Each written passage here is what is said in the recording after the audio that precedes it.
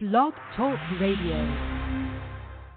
Did you know there's a secret place to expand your mind? A place to escape the same old negative news? Welcome to Colombo Chronicles Live with Rose Colombo, award-winning author, cable TV and radio host, poet, and advocate for justice. Rose has been seen and heard on local and national TV and radio. She's consulted with victims of injustice for more than 20 years. Her articles have been published in major and local newspapers and magazines. Listen live as Rose Colombo welcomes prominent authors and experts to her podcast every Wednesday from noon to 1 p.m. Pacific Time at blogtalkradio.com/Colombo Chronicles. You can call in and ask questions at 646-564-9742. Follow Rose Colombo every Wednesday from 12 noon to 1 p.m. on Colombo Chronicles Live at blogtalkradio.com/Colombo Chronicles. Hi, everyone. This is the Rose Colombo, right here for you every Wednesday, noon to 1 p.m. Colombo Chronicles Live. Colombo is on their trail. Listen up at Colombo Chronicles Live. Hi, everyone. Today we have a very special guest for you. And, you know, it's all about communications. And isn't that what we all talk about is communication? And today we have a wonderful dynamic guest. Her name is Barbara Gone Mueller. And she is to be congratulated because she has earned the 2020 Awakening Peace Award. And she is a lifelong Rotarian, the president of the Rotary E-Club of World Peace, and an honored board member of the Rotary Action Group for Peace. Barbara was destined to be a peace builder since she was 3 years old.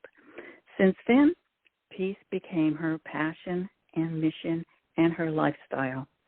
From the relationships she builds, her professional career, her personal projects, and even her love life, Barbara is intentional about peace being at the center, and this is obvious as she projects her contagious positive energy and wholehearted everyone around her. Barbara tirelessly strives to awaken peace in her leadership roles, community, projects, and international engagements. And I'll tell you a little bit about Barbara in just a moment. Let's take a break, and I'll be right back with you on Colombo Chronicles, and we will enter into the world of authors and experts. Howdy, folks. Just stopped in by my favorite restaurant, the Horseshoe Cafe. I highly recommend the home-cooked hot meals and piping hot coffee. In fact, it reminds me of my mom's home cooking when I was growing up. The customer service is excellent. Be sure to save room for the world's best desserts. Make sure you try a slice of fresh homemade pie. The Horseshoe Cafe is located at 154 East 4th Street in the heart of Benson, Arizona. The Horseshoe Cafe is right outside of Tombstone, Sierra Vista, and Tucson. Sometimes Patty and Mike stop by to welcome you. The staff at the Horseshoe Cafe looks forward to seeing you. Stop by to eat or relax. Cool down in the desert with a cold beer or your favorite cocktail. That's the Horseshoe Cafe. Oh, and don't tell anyone I told you, but some people think it's haunted. One thing is for sure. Be sure to bring your appetite.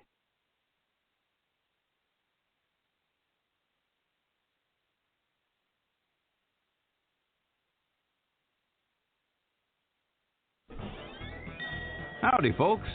Just stopped in by my favorite restaurant, the Horseshoe Cafe. I highly recommend the home-cooked hot meals and piping hot coffee. In fact, it reminds me of my mom's home cooking when I was growing up. The customer service is excellent. Be sure to save room for the world's best desserts. Make sure you try a slice of fresh homemade pie. The Horseshoe Cafe is located at 154 East 4th Street in the heart of Benson, Arizona. The Horseshoe Cafe is right outside of Tombstone, Sierra Vista, and Tucson. Sometimes Patty and Mike stop by to welcome you. The staff at the Horseshoe Cafe looks forward to seeing you. Stop by to eat or relax. Cool down in the desert with a cold beer or your favorite cocktail. That's the Horseshoe Cafe. Oh, and don't tell anyone I told you, but some people think it's haunted. One thing is for sure. Be sure to bring your appetite. That's right. Be sure to bring your appetite to the Horseshoe Cafe. And by the way, we are about to enter into the world of authors and experts. I've told the audience a little bit about Barbara, but let me also say, when it comes to peace, Barbara Gaughan-Muller is never short of ideas and actions. She co-authored Revolutionary Conversations, the tools you need for the success you want, as well as 7,500 ideas for a better world. And boy, do we need that. Every week, Barbara hosts an inspiring peace podcast you can find on peacepodcast.org, where she speaks with global peacemakers on ideas, insights, and paths for world peace.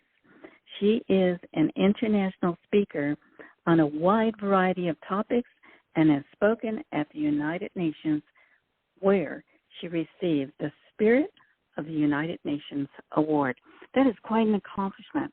So why don't we just get started and welcome our very special guest, Barbara Gaughan-Muller. Hi, Barbara. How are you today? I'm really fine. Thank you, Rose. I'm amazed that I'm fine with the world and the situation it's in. Yes, it is definitely in a situation, and none of us are certain what that situation is from day to day, right? Right. It is a daily thing, isn't it? And I have on my desk this little note, I'm in charge. And that's the way I want it to be, Rose.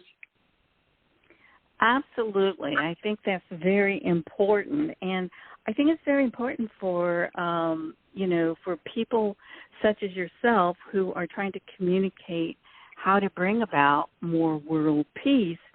And Barbara, why don't you tell us a little bit about why at the age of 3 you felt at that moment that you were destined to help bring about communication. Thank you and for world that peace.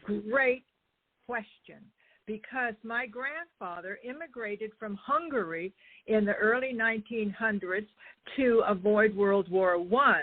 When the coffin maker was piling up the coffins, he asked the coffin maker, he was a teenager, and he said, "What are you doing?" He said, "We're going to need it. The war is coming." And my grandfather, who owned a butcher shop, a hairdresser shop with his parents, he left with $5 in his pocket, got on a boat, and came to California, where I went. I was born in 41, so I got there when he was about, at that point, he probably was in his 70s almost. And then I got there, actually, no, he was in his 50s. And when I got there, he said to me, when I lived with him because there was no place else to live when we were at that age. We moved from Colorado to California, and he said to me when I was 3, after raising me up to 3, "You're going to be a peacemaker someday." I said, "Grandpa, I'm only 3. And he said, "Yes, think of all the years you have to be a peacemaker." And he said, "I emigrated from Hungary to avoid World War I, and I never want war to come again." That's a beautiful story, and I'm so glad you shared it with our audience, because that's, the grandparents and grandparents who actually were involved in those wars, and they really understand why they came to America and how important it was to assimilate as an American and to wave the flag and to pledge their allegiance to the United States flag and to sing the national anthem and to pledge their loyalty to the United States Constitution and to America when they left their homelands to develop a new world, a new life for themselves and their families, and a better life with opportunity. And you are so and right, Rose. And right. And right. I say that, Barbara, because you are involved in the United Nations and the Rotarians and in awakening the world to peace. And I say that because I'm finding today it's very disturbing to me to see, our parents and our grandparents and great-grandparents who fought for this country, and our relatives, fellow Americans and their families. And many heroes died on the battlefields. Many heroes are in veterans' homes or hospitals and were wounded and some for life. And I see the value of those sacrifices being diminished I'd say slowly over the past 30, 40 years, slowly, very slowly, until we've gotten to this point where I don't see the great appreciation that in all those sacrifices and the bloodshed by our own government, everyone, but a lot of our own people in our government who we taxpayer fund and depend upon to recognize the significance of how freedom was actually won by bloodshed, lives, injuries, and the hard sacrifice of Americans who go through the depressions, through the inflations, through reckless spending by our own government. And yet we are such a forgiving country that people have big hearts and they do forgive. But I think it's getting to the point now where people are actually getting angry, Barbara. I do too. And this morning I was talking to one of my blog friends, and I said to her, she said to me, do you know we're lucky we lived long enough to dwell in the wisdom we have accumulated by a lifetime. And when my grandfather said to me at 3, I was going to be a peacemaker, that dream came true when I met Dr. Robert Mueller, a UN Assistant Secretary General, who also said he would spend his life working for peace. And I ended up marrying him. And we spent our life traveling the world explaining that the situation in the world doesn't mean you still can't work for peace. That peace is an internal combustion that you bring wherever you are, and it helps you think of the world what the world would look like if we were at peace. And so peace is in my DNA. Yes, and I think it's actually in a lot of our DNA of the baby boomers, and even the younger people who aren't baby boomers yet, just mature adults, and whose parents taught them the value of freedom and America, and who were still standing up for the Pledge of Allegiance in public schools and Christian schools and parochial schools. I think that they are awakened to this, but we have this generation that we're taught by these anti-American liberals on the extreme left, and we've got this division now, and there's a lot of division based on politics and race, right in our own, and even gender now. They're throwing everything in the kitchen sink, into the kitchen sink. It's hard, isn't it? You have described the situation to a T. And that's why I wrote the book, Revolutionary Conversations. You're going to, in your lifetime and in the next few days, probably run into somebody who totally disagrees with you. And you may say, wait a minute, I disagree with you, but wait a minute. I was watching my husband at the United Nations, and he was having some problems with communication. Not him, but the other people, because they always thought their side was right and our side wasn't right. And then they never got to the point where they had a revolutionary conversation, the tools you need to get the success and the peace you want. So with 2 co-authors, an HR person, and a business executive, we wrote the book, Revolutionary Conversations, to help people through those moments with a simple toolkit. Yes, I noticed that, but there was one other thing about your husband, Dr. Robert Mueller, who played a key role in China's admission to the United Nations, and yet we are here having a serious situation between the United States and America.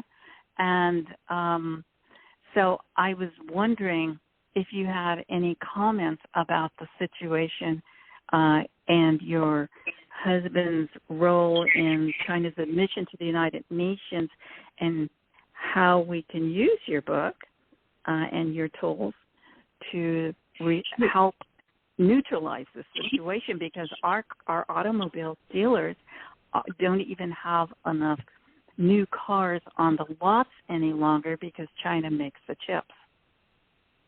Isn't that interesting? Isn't that the progression of where we are today? You have summed it up. And Robert, when Robert was the Secretary Outant, or was it? I think it was Secretary General Outant who said, we really need to have a United Nations. That means we cannot leave big countries out.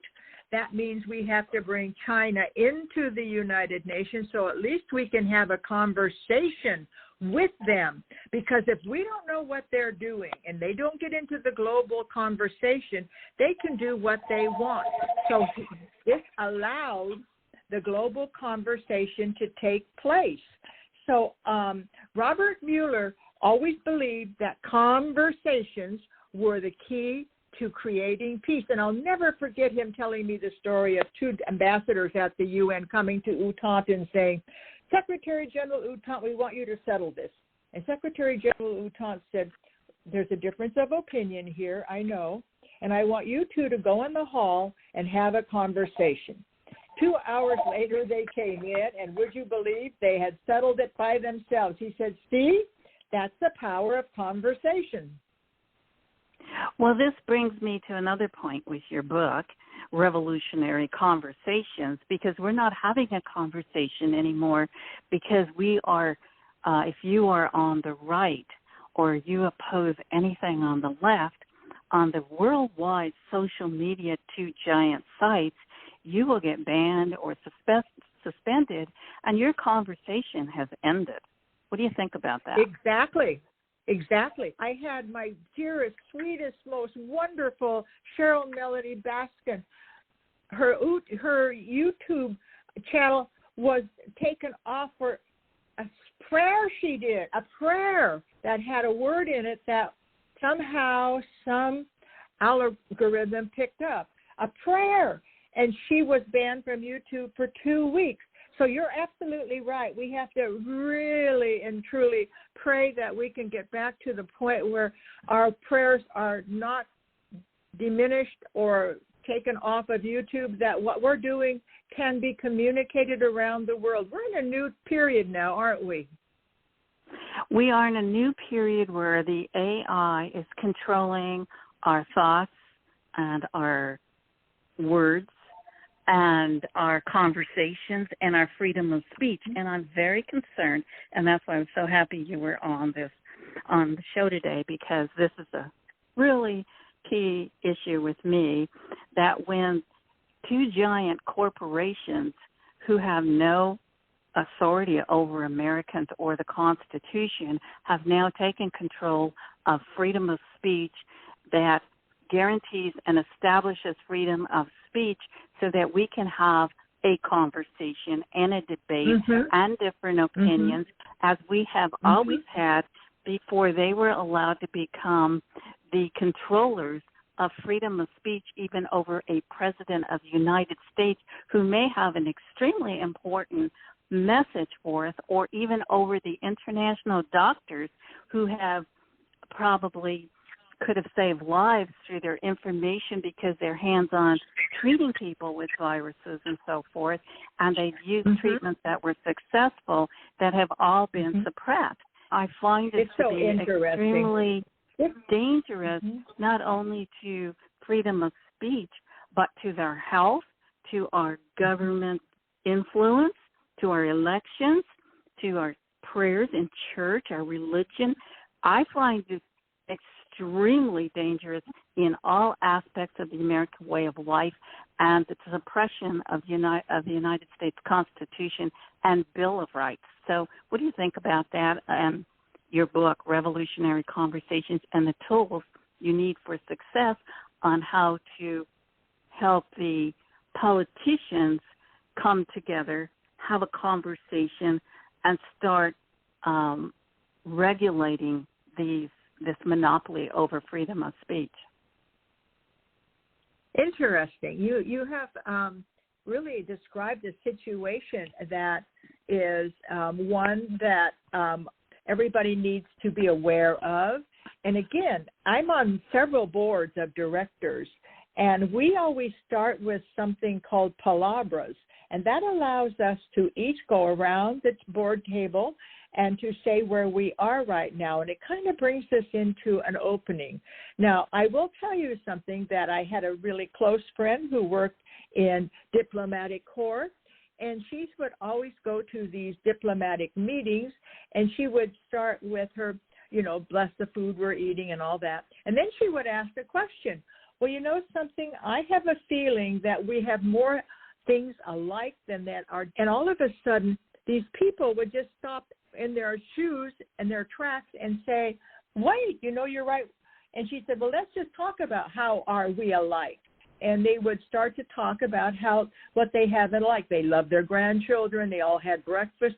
And so they began to go to the real human component, not the political component, the human component. And then they went to the political communication after they understood who was at the table by the palabras. And so my board meetings at the United Nations Association, at the Rotary Action Group for World Peace, my peace podcast, I have 75 podcasts with peacemakers and authors and people who are telling it like it is, who are working for human rights. Everybody has a human right to peace and freedom of speech. Thank you for bringing that up, Rose. Well, without freedom of speech, we have nothing. We are a communist nation. If we don't have freedom of speech, we are silenced.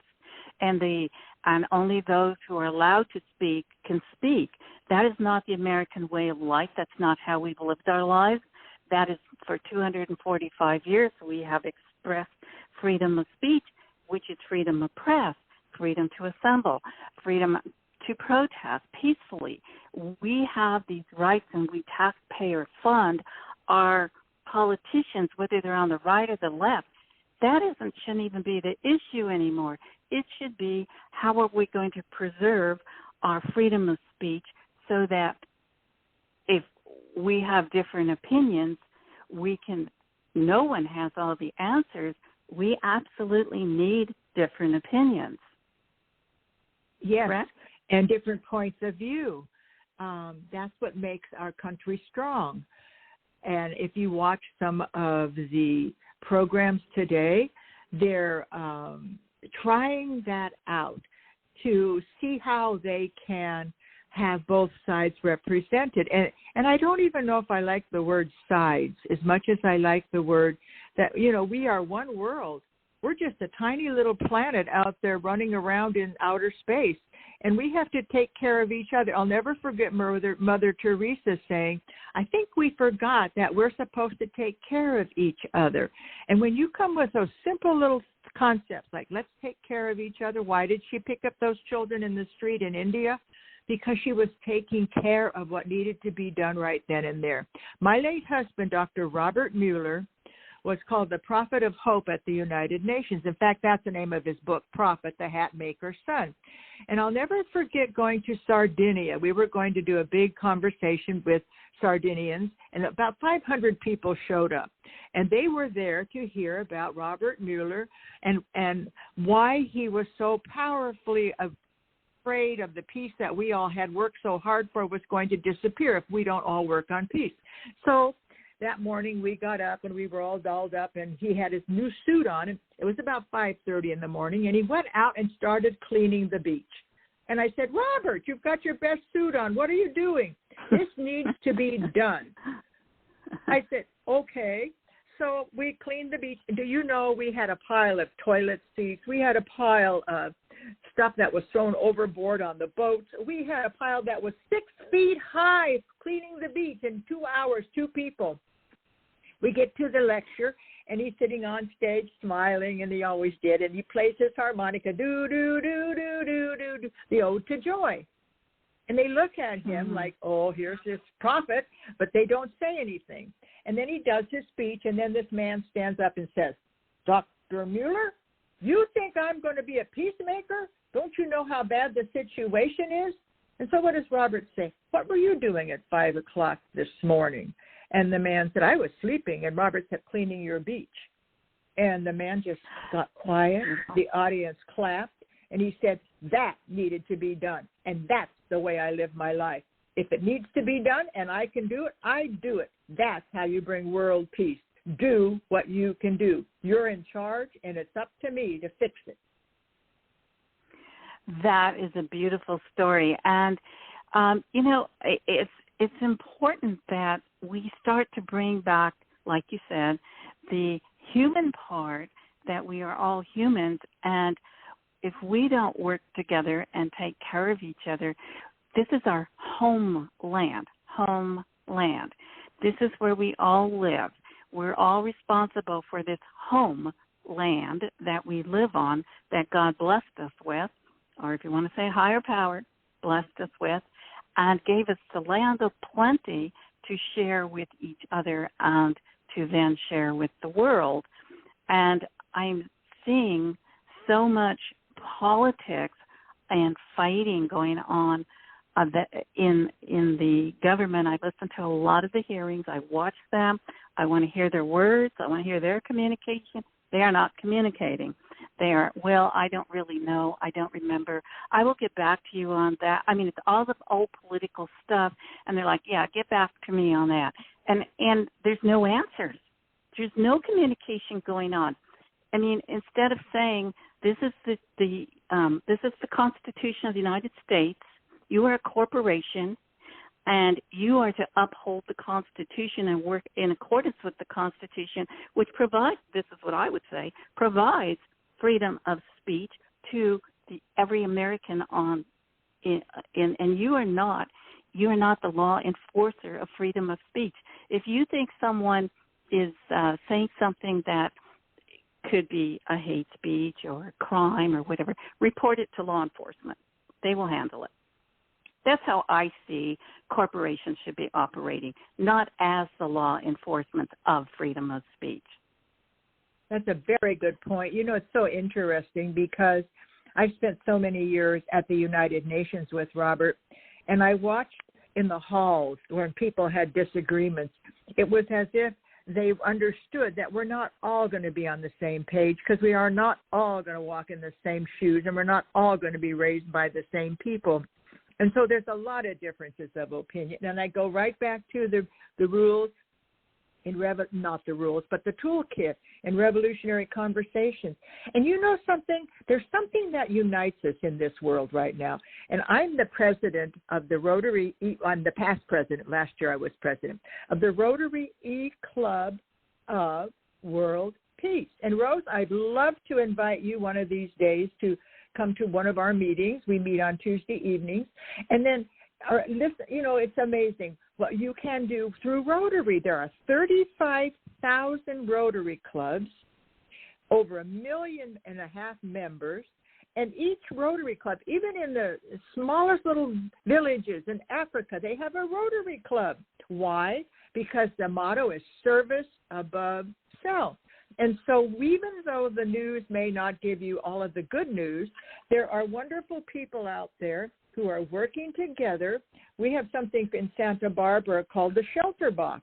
The Shelter Box is a completely encapsulated, everything you're going to need if you're in an earthquake or a disaster. And this Shelter Box goes marching up those mountains that are no longer passable, and they erect this Shelter Box with phones, water, everything you need in there.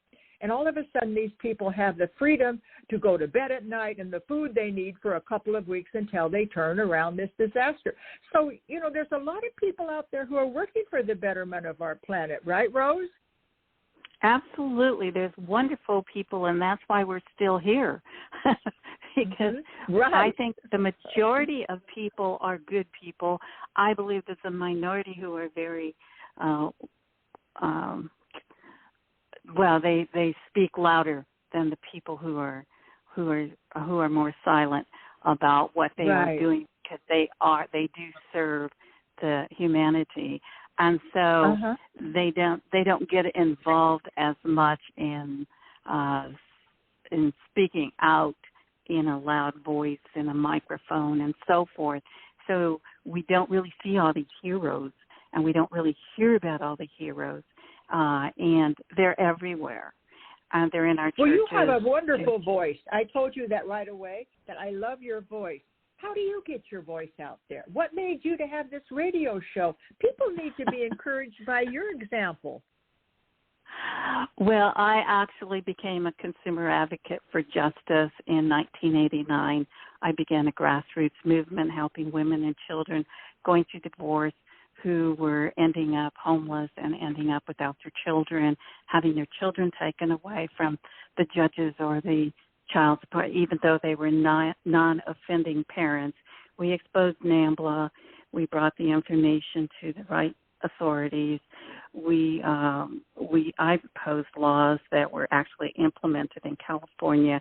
2 legislators who went forward with them.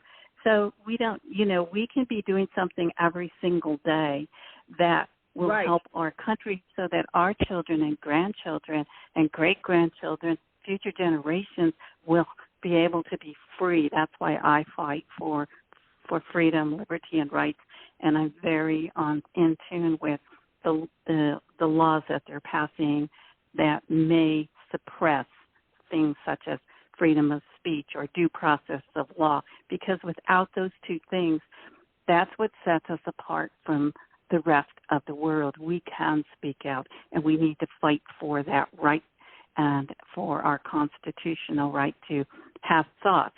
In China, you can't even have a thought. They can accuse you of having thoughts against the government and take you away. We have to prevent this for our children, grandchildren, and future generations, because as you said, Barbara, we experienced the real America. We were blessed to have all this wisdom and knowledge and know what it's all about to make a lemonade stand, to learn how to utilize and teach children how to build and create and sell and know the value of money and to earn it and to appreciate what they buy with that money. Mm-hmm. We weren't handed, as they are today, a Porsche when we graduate from high school. That didn't happen. We weren't handed a $1,500 phone and so forth. And so this mindset of the government will take care of you, will give you a free phone, will give you health care for free, will let everybody into our country without vetting them who may be anti-American and appreciate and don't want to assimilate as Americans. This is wrong. We're the only country in the world that's doing that. You walk into another country illegally, and you're either going to get shot or you're going to get thrown into a terrible place where you're going to be starved and beaten and interrogated. And this morning I was listening to Eckhart Tolle, and you are right on again about what's going on in the world. And Eckhart Tolle was asked that question, and this man had asked the question, how can I be peaceful when I know all of these things are going on in the world? And you just now brought up what is going on in the world. And Eckhart Tolle said, and I'm going to paraphrase, he said something along the lines that you can also think those thoughts that you have, or you can go and put that on a sidebar so that you can live your life and be the peace that maybe somebody that you might run into may need. And Eckhart Tolle said, yes, these are the things that go on, but they're not the driving force for your life. Your life is really important, and you're talking about that. I love your book title, Fight Back Legal Abuse, and I think you should have a series, Fight Back, Keep Your Rights. I mean, you have so many things to say, but it's hard to write a book, isn't it? Well, actually, I'm writing another book. That a girl. I wrote a second book, and it's still on Amazon. It's called Obamacare, Dinosaurs, Rednecks, and Radicals, and it's about depopulation and about the redistribution of wealth. And we should not redistribute our wealth to the wealthy. we should be able to share our wealth and continue on to have the middle class with the opportunity to pick yourself up and be whatever you want to be and do whatever you want to be, because this is a wonderful gift that God gave us in America. And legal immigrants can come here, and we welcome them. We welcome legal immigrants who want to assimilate and be proud to be Americans. We want them to do well, but we should never allow people to violate our laws while other people have stood in line for years waiting for legal access and who, have paid their dues.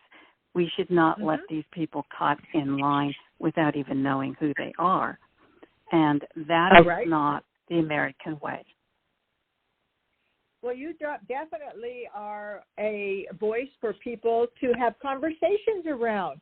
What you say is a conversation starter. It allows people to, as I put in the book, Revolutionary Conversations, to stop and say, oh, okay, I'm hearing you. I may have a different opinion, but can I ask you a question? My little toolkit, or the toolkit that the three authors wrote together, was stop, help, ask, risk, and explore. And that means that you stop for a moment and stop yourself. Because the first thing you want to do is kind of say, well, excuse me, where did you come from? Where were you born? But you stop and you just let yourself relax. Say, okay, there's a reason for this conversation to start, and you just stop. And that often stops the person because they don't know what to do with you because you're not yelling at them. So you stop. Just like you do at a stop sign. This is the reason I talk to people so much. I say, what do you do at a stop sign? You stop until it is safe to go forward. It's not safe to have a conversation with somebody and scream at each other. That's not safe. You don't know if that person has a gun or anything, so you have to stop at that stop sign to go forward when it's safe, and the same thing in a conversation. Then the next question is help. That word is magic. The next word is help. I need a little help to understand what you're saying. Now, they still may be shouting at you, but you've asked them to give you some help. And help is the word that gets people's emotions settled down. Whenever we have a disaster, what happens? Everybody helps out, right? And so in a conversation, I need some help. And then you ask, can I ask you a question? Now, that person still may be raging about the wonderful world of whatever it is they believe in, which is the opposite of you.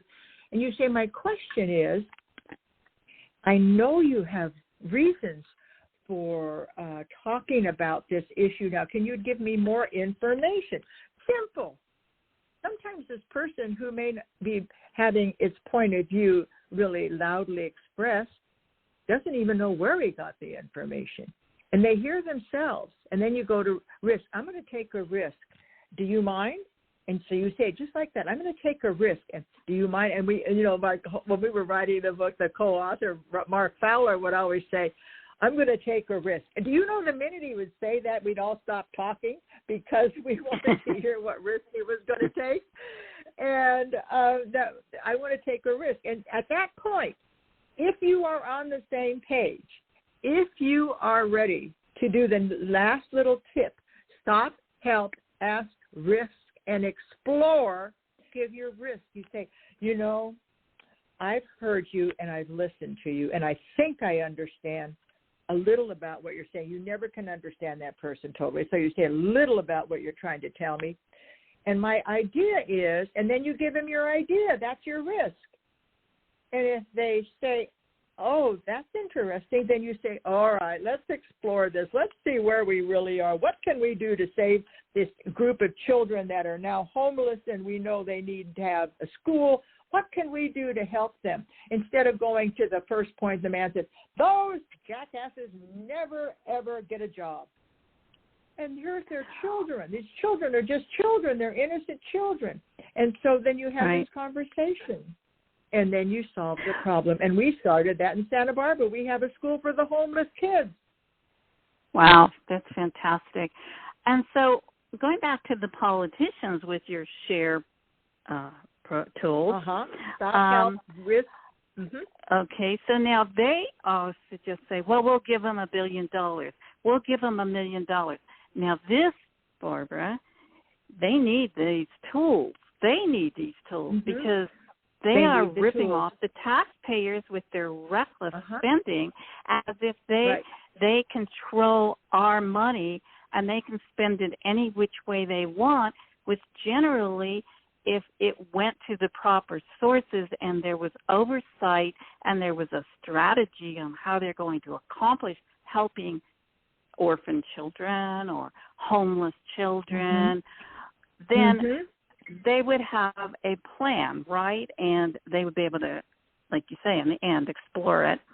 And so, and of course, they're taking more risk by not listening and just saying, we'll resolve it by giving, I don't know, X, Y, and Z, $1 billion or $2 billion or $10 billion, and then the money never gets a heck of to a lot of money, the children. And you know, somebody should say that. That's a heck of a lot of money. What are you doing with my tax dollars?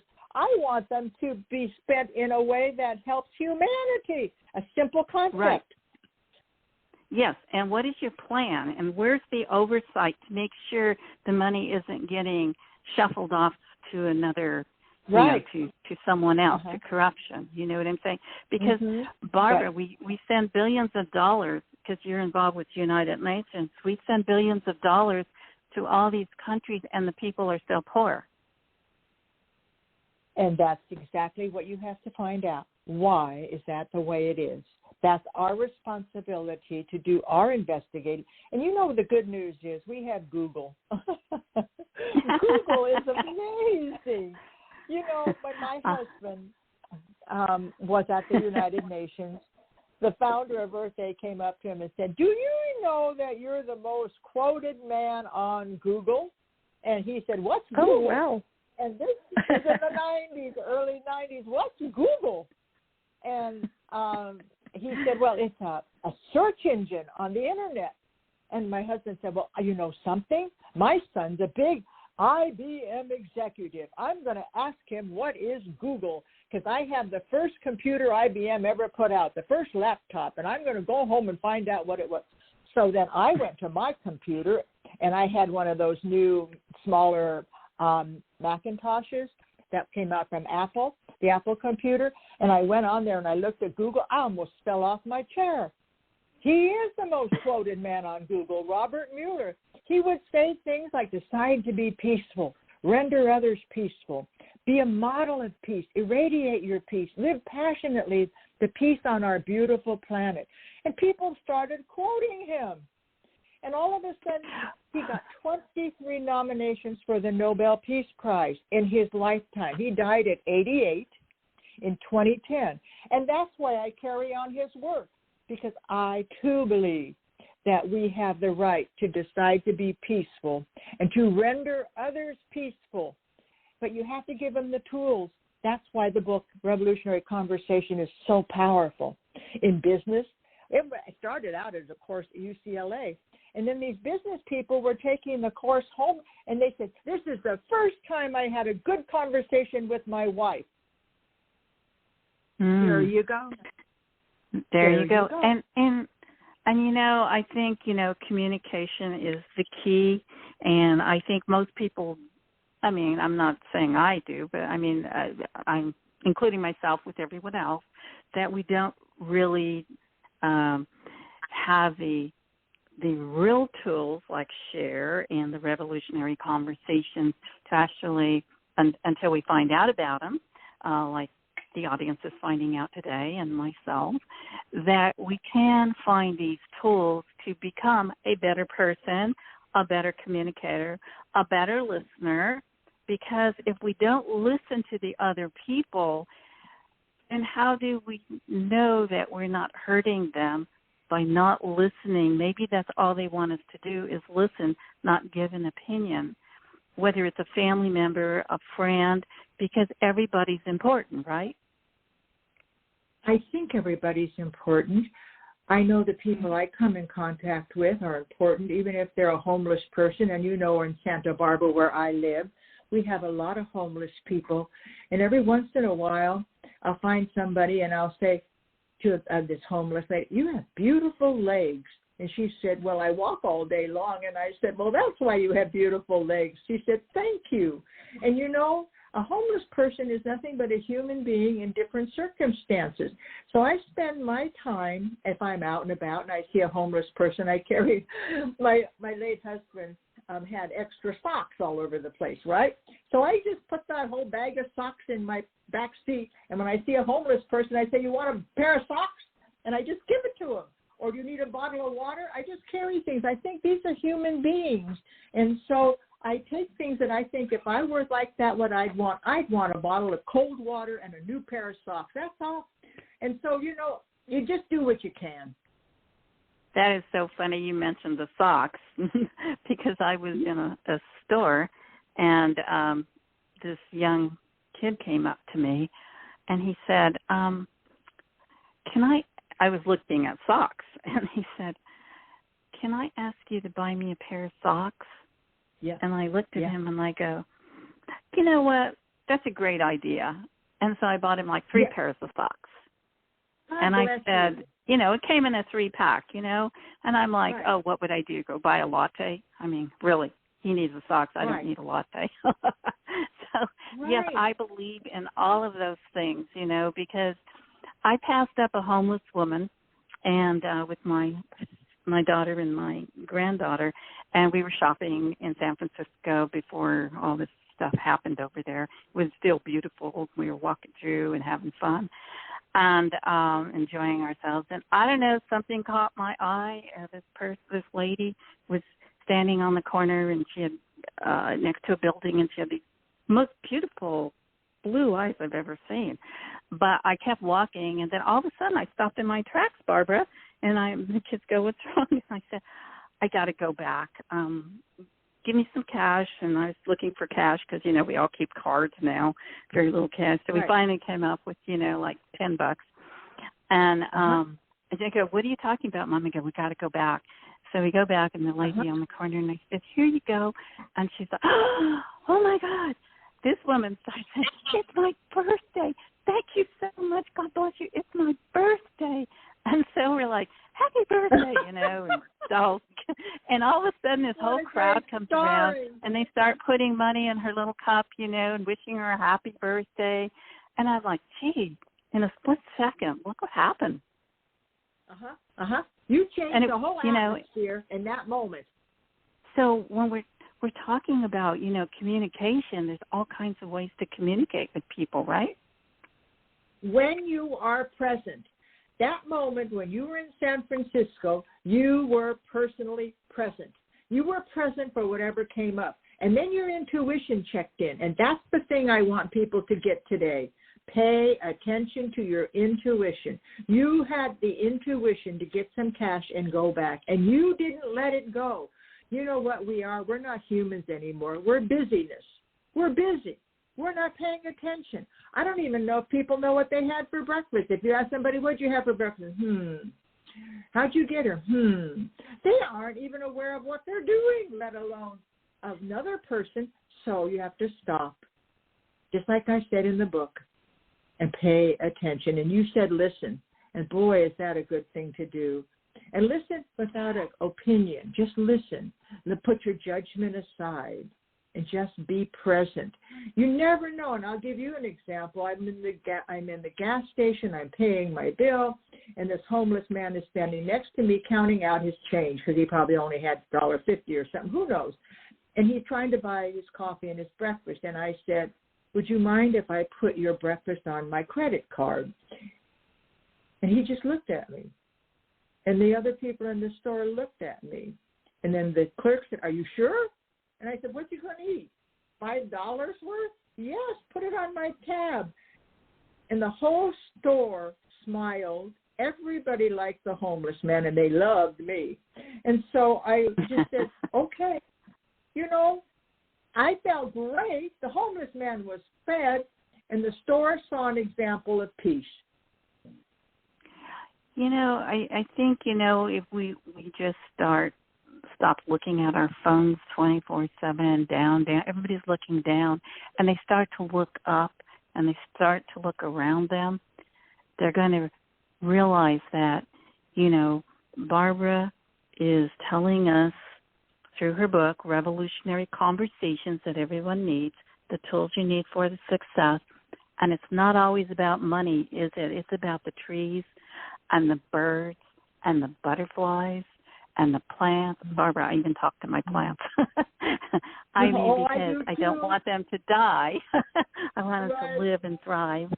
And so, and it's about what God gave us. And so when we take some time to meditate and then to read the book, Revolutionary Conversations, and pick up on the share tools, we're going to become better people, better communicators with our families, our children, our grandchildren, and our parents, even if they're elderly. We should take time to listen to them, and there's so many people who are isolated today, and it's so important.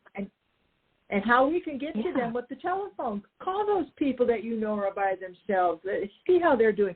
But I got to share one more thing, because my husband would always say, Robert Mueller, and we wrote the book about, he was in war-torn. He was born in Alsace-Lorraine. The Germans were shooting the French. The French were shooting the Germans. And he said, when I grow up, I'm going to be a peacemaker. And his dad said, I pity you, young man. There's no such thing. He said, I don't care. I'm never going to have my children go through the war horrors that I am going to go through. And so when he won an essay contest and he was given an internship at the United Nations, he started writing notes about his life, because he was in the first internship group at the UN. And then he started writing these notes. And his biographer, Douglas Gillies, wrote his story, and it's called Prophet, the Hat Maker's Son, and it's on Amazon. And if you think you're in horrible situations now, read this book. When he had to march behind the people that they were going to shoot and dig the grave for them, this is the story of the horrors of war and the joy, that optimism of working for a world at peace. And that's Prophet, the Hat Maker's Son on Amazon. Buy it. You'll kiss me for reading it, and you'll get hope again, the way we need hope on our planet today. Absolutely, Barbara. And, we really want to thank you for being a peacemaker. And also, if you have, just a few tips out of the 7,500 ideas on making it a better world, which tips would you choose? I would choose the one, decide to be happy. Why? Because when you're happy, your brain can think. Do you have time for a 30-second story? Oh, yeah, go right ahead. Robert was in the French resistance. Remember, he was born in Alsace-Lorraine. And he was on his French resistance. He had a secretary. He was doing the work. And in came the Gestapo. They were ready to arrest Robert Mueller because he was doing what they didn't want him to do. They wanted the war to go on, etc. So he says to his secretary, now they didn't see him. He just saw the paddy wagons drive up. So he said to his secretary, I'm going on the 3rd floor, and when I'm up there, you find out what's going on here and send somebody up and tell me, because I think they're here to arrest me and put me in the prison. And so sure enough, this guy comes up and says, they're here to arrest you. And Robert said, thank you. And he said, what can I do? What can I do? If I go on the roof, they're going to shoot me. If I get rolled up in a carpet, they're going to shoot me. I'm dead, no matter what. And he said, I'm going to get happy. And he smiled, and he put a cigarette in his mouth. He combed his hair. He took off his glasses. He could barely see. That's why he never got in the Army, because he couldn't see good enough. So long story short, I know what I'll do. I'm going to walk right down there, because they'll never expect the person they're looking for to walk down. So he walks down the stairs. They're shaking his secretary, and they're saying, either you tell us where he is or we'll shoot you too. And Robert says, what's going on in this house? And these Gestapo say, and she says, they're looking for Robert upstairs. And he said, Robert? I just saw him on the 4th floor. The Gestapo shook her and let her go and ran upstairs. and he walked out the front door, got on a bicycle, and I got to marry that man.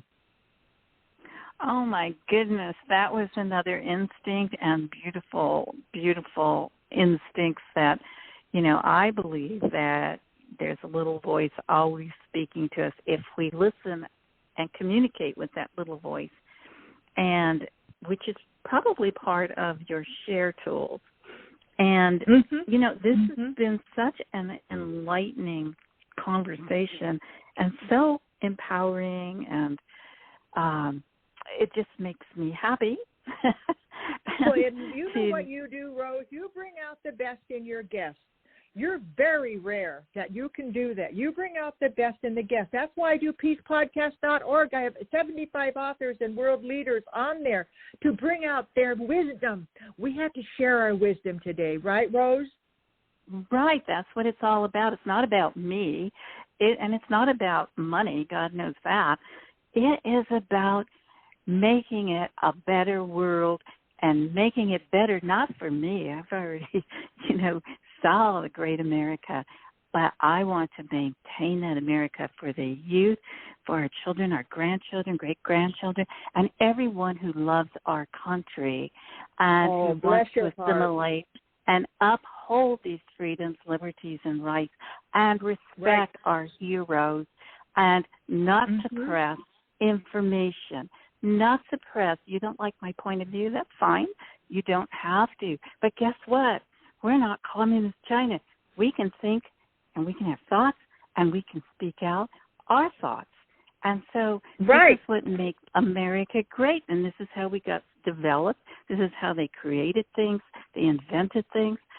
Because of freedom of thought and creativity, not having to suppress our brains and our body and allow the government to control our bodies. Everyone should have an unalienable, God-given right to control their own bodies, their own fetus, their own unborn baby, their own children, minor children, and to take care of their elderly parents in the best way they believe they should be taken care of. And everyone should have that freedom in America and maintain it. And it's so worth fighting for. And if they don't know what the freedoms are, tell them to read the Constitution. We, the people of the United States, in order to form a more perfect union, establish justice, ensure domestic tranquility, provide for the common defense, promote the general welfare, and secure the blessings of liberty to ourselves and to our prosperity. Think about that. Oh, thank you so much for that, Barbara. I think everyone listening will be feeling so much better today about America, about life, about opening up their minds and expanding them to other people's opinions. And even if you don't agree, maybe you're going to learn something from that person or change your view a little and do some research and homework. Well, maybe Barbara's right. Maybe I should look at that, And so, Barbara, as we come to the end of our show, unfortunately, it seemed like it flew by. Can you tell us, can you tell us any message you like, and also how people can find you, your workshops, your books, and contact you, whatever you have. Thank you. I am president of the United Nations Association. It's called UNASB.org. You can go there to find out what the United Nations is doing today. And I'm also on peacepodcast.org. And Revolutionary Conversations can be purchased on Amazon, as well as Prophet the Hatmaker's Son. And, I wrote another book. Erwin Zucker gave you an award. I was reading your biography and autobiography on Zoom. I think it was on Amazon.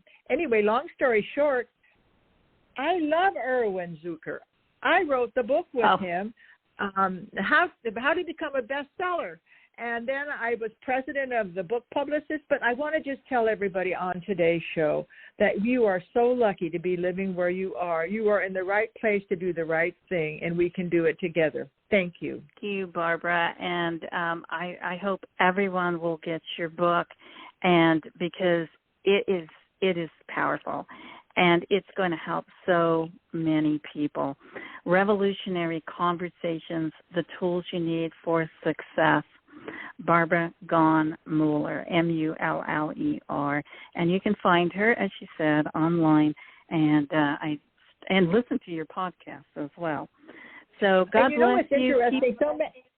Yeah, go to Spotify. Check them out. Listen to her and listen to me. Bye. God bless you, and we'll talk to you again. Bye-bye. All right, look forward to it. Bye-bye, love. Bye-bye. And Barbara Gaughan Muller has left the building, and we have to leave the building as well. So God bless you. God bless America. And, hey, support our law enforcers. We need them. Otherwise, we'll be a nation of civil unrest and crimes and no one to protect us. So they risk their lives. So the least you can do is support your police, your sheriffs, ICE, Border Patrol, the Department of Justice. There's some really good guys, even though sometimes we get a little frustrated. But we need them. So God bless you, and God bless America. Rose Colombo is signing off, and she's left the building. Be sure to bookmark and share Colombo Chronicles Live every Wednesday from 8 to 9 p.m. on the West Coast. Or if you're sleepless in the big city, that would be 11 to midnight on the East Coast. Rose Colombo says, remember, you're never alone when you tune in every Wednesday to Colombo Chronicles.